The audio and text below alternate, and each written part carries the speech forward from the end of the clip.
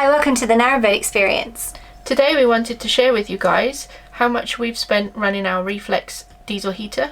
We're going to compare that with running a solid fuel stove and also with running the Webasto central heating. Yes, so finally, we're also going to talk to you if you are having a new boat built, what you can do about having a diesel fireplace in that situation, and also if you want to fit your own diesel fireplace. At the end, we're going to tell you what our best tip for that is. We've lived on board narrowboats now for 4 whole years, which is 4 whole winters, and we've had experience in that time of running all the different types of heating that we've talked to you about. We're going to start up with solid fuel, and we're going to talk about coal, but when we say coal, we actually mean smokeless briquettes. And also included in the cost with coal is all of the paraphernalia that you need to get your fire going, like kindling, fire lighters, and so on. Our first boat, Hewitt, had a solid fuel fireplace. And everyone always tells us how romantic a solid fuel fireplace is with the flames flickering away in the corner. So the solid fuel fireplace was good because you could bulk buy coal, and when we had a home mooring, we went in with some other moorers and we got a bulk load of coal delivered, and you could go out and you could come back and your coal was just there. So that was a definite benefit. You can also forage when you have a multi-fuel fireplace. So there's a couple of good things about that fireplace. The good thing about foraging is obviously the wood is free. The downside is that you have to be able to dry the wood, because burning wet wood in your solid fuel fireplace is dangerous and is bad for the environment and it's bad for your health. Yeah. So you have to factor in the price also of a chainsaw, or perhaps a little chainsaw like what we had, or buying something a little bit more electric. Yes. Of course, solid fuel fireplaces, as romantic as they are very messy. There's a lot of coal dust, and no matter how careful you are when you're trying to empty that ashtray, clouds of black dust, in our experience anyway. Yeah. And also I found with wet coal, even when I was having to wear gloves and things like that, you just get coal under your fingernails all the time. Yeah. And it's harder to light, isn't it? Yeah, it is. Prices for the solid fuel stove. That's where I come in. For comparison, I've looked back over 2 of our winters on Hewitt. The first one was winter 2017, and that winter was really cold. There was the beast from the east, we had lots of snow, and it felt long and it was dreary and horrible. And one of the things that we really like is being warm. So as a result, we bought a oil-filled radiator to run off the electricity at our mooring. So the cost of coal, and as I said before, coal is fire lighters, kindling, etc., was probably about £500 for that year. And we spent an additional £120 on running the heater. And even after that, we probably weren't that warm. We would shut off half the boat to keep the heat in, and we tried different measures, but we couldn't really maintain a particularly hot temperature. The average cost of that winter for heating over 6 months was £103. The following year, it was a lot milder, and we did a lot of foraging that year. In that year, we managed to spend a lot less on coal, just £250. We did also have a winter mooring, and we ran our oil heater again, and sometimes instead of the fuel fire on the really mild days. So our costs for that year were a lot lower, and I've averaged that off at about £61 per month. So you can see there's a definite benefit to foraging if you can have a system in place where you can keep the wood dry and be safe and responsible. Yes. When we bought Lazy Days, she only had one source of heating, which happened to be the central heating, which is Webasto central heating on Lazy Days. And this is a benefit for us because it was already connected to the main fuel tank. So we didn't have to worry about separate fuel source or any coal. And also it was really great because you could put a timer on the control system and you could get it to come on at 6 o'clock in the morning. Unfortunately, you'd then have to get up and turn it off yourself because it didn't have a shutdown mechanism. And also it was just really great to be able to warm the boat quickly, because the central heating is really quick and almost instant throughout the length of the boat. The downside that we found when running the central heating is that we found it quite hard to maintain a constant heat, because the boat would get really hot, so we'd turn the heating off and then the temperature would drop, and we'd sometimes miss the prime time to put it back on again. So we were fluctuating with the heat, and we didn't like to have it run all night long. No. So we would have a dip of temperature in the night, which affected the cats a lot more than it did us. Yes.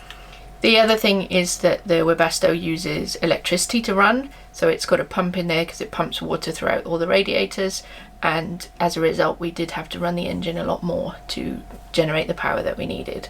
We ran the Webasto central heating for 4 months, and we spent £525 on diesel to run the Webasto, and that averages out at £131 per month.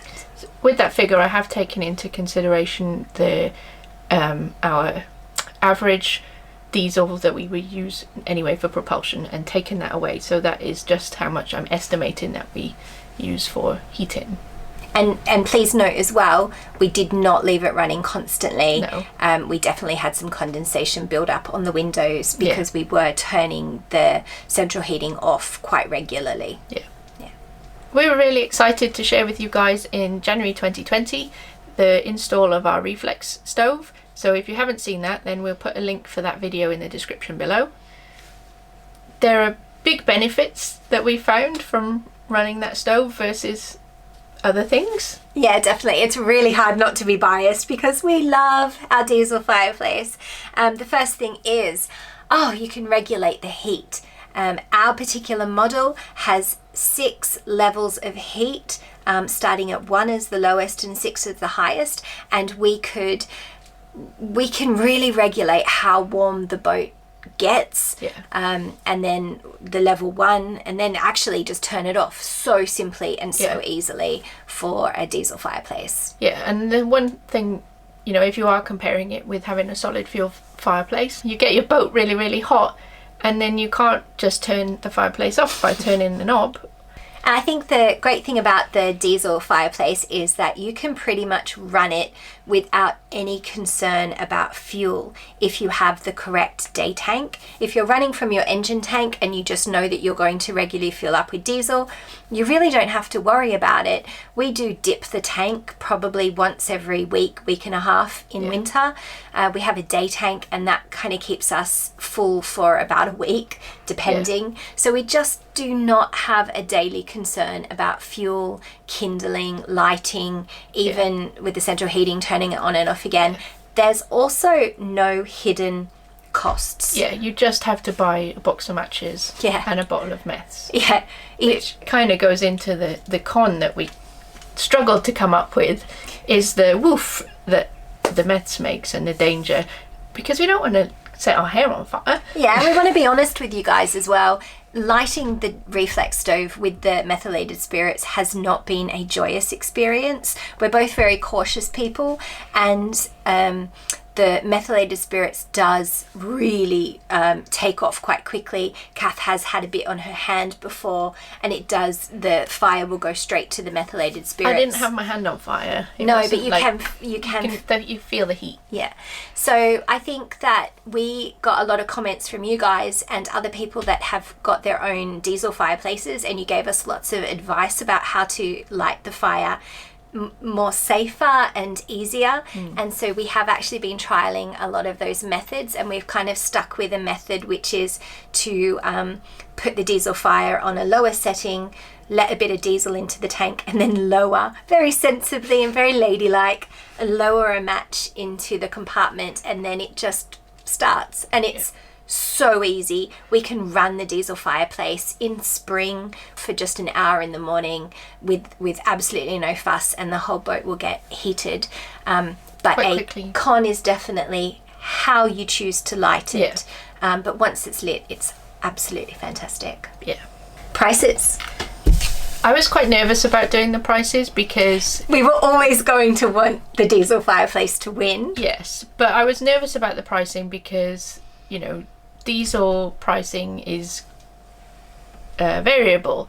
But also, we've been so warm since we got the Refleks installed that I thought we must have surely used a lot of diesel to get up to that level of heat. Yes. Because we did luckily get it installed just in time for the cold weather to hit, which was really good timing, because it would have been horrible running the Webasto through that time. So I've averaged out the usage over the last 3 months, and I've come up with a spending on average about £85 per month on diesel just for the heating. So that actually has come out as the cheapest in our experience of all the different heatings at just, so a total spend £255 with an average of £85 per month. So we were completely shocked. Yeah. I don't do any of the calculating, but Kath was doing, like, ferreting away, doing all the calculating. She's done a massive job getting all of the amounts together, and she wanted to be really accurate for you guys. And then we were always going to say that this was better. Yeah. And the thing we wanted to really make a point about is that that's not our cost at a level 1. No. That is our cost, and we're going to be honest with you guys.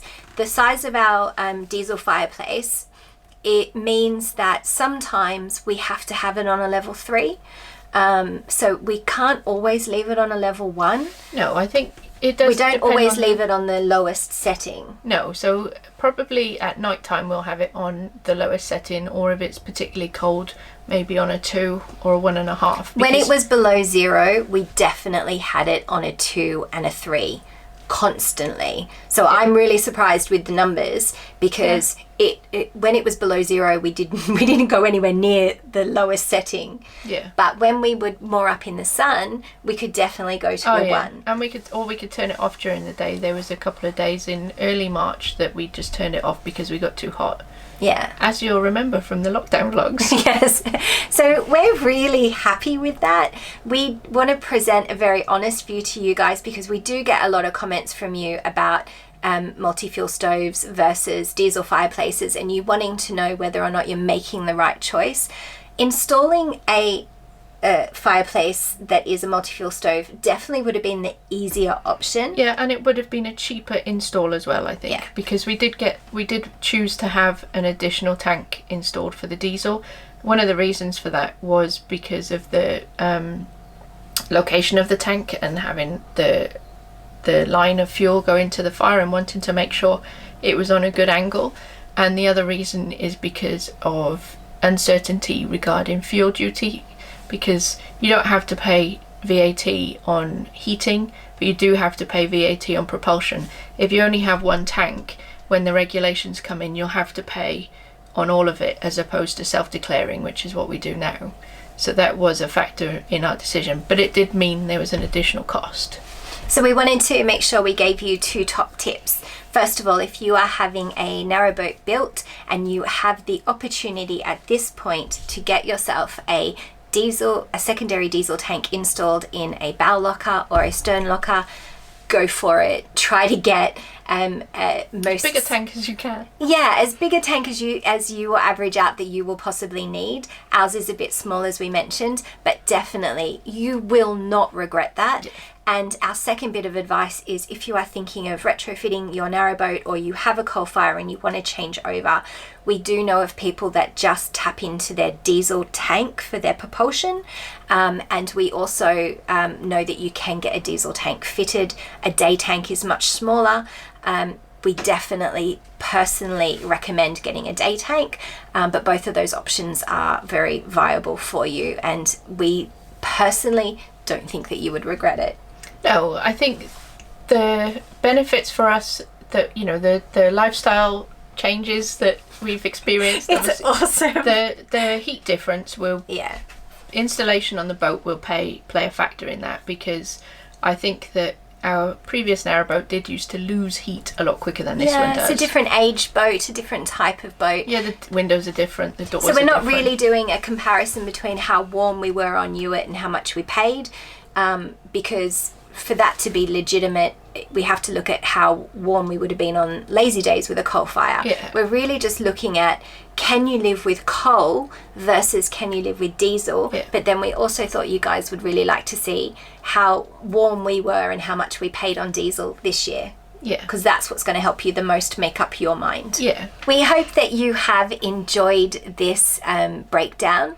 We've tried multi-fuel, we've had central heating, we've got a diesel fireplace now. The only thing we haven't really done is gas-powered central heating, because I Yeah. know that's also an option. Some people have a gas tank. If you have experience with one of those on your narrowboat, then why don't you drop in the comments and let people know how it compares cost-wise to give a more rounded, full, complete view. So in summary, in our experience, it costs between £60 a month and £120 a month to heat your boat with a solid fuel stove. If you're looking to heat your boat with a system like the Webasto or Ebers Blatcher or all of the other different brands available, then you are probably looking at a minimum of £130 a month during winter. With the Refleks, we've estimated about £85 a month. The cheapest option, if you're making a decision purely based on cost, is going to be foraging for wood.